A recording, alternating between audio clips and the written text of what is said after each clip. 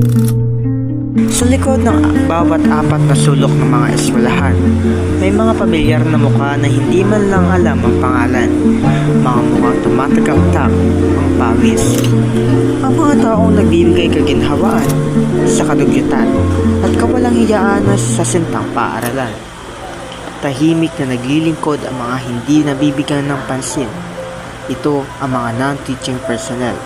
Hindi man sila nakatayo sa harap ng pisara o nagtuturo sa loob ng silid-aralan.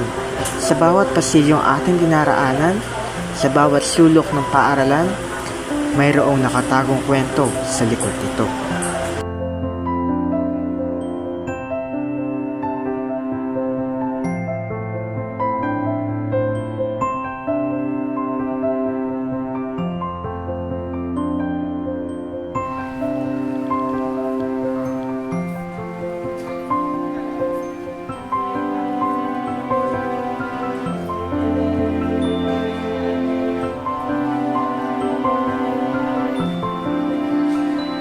Ako si Emerald Flores.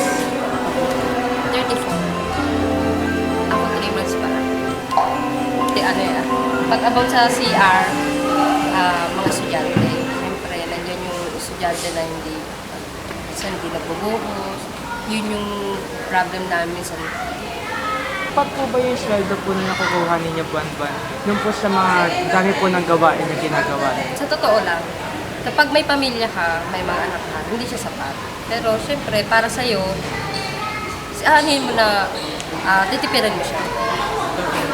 Sa pagkatrabaho, about sa trabaho na, sa totoo lang, mahirap. Pero bilang tulong na lang sa amin nila, mga estudyante, na sana, kumbaga, may makita silang kalat, tulad ng mga ganyan, damputin na lang, diba? Para tulong na rin sa amin na mabawasan man lang yung trabaho namin. Sila ang nagbibigay kalinisan, kaayusan at seguridad sa bawat sulok nito. Sa bawat araw na dumaraan, tagaktak ang kanilang pawis.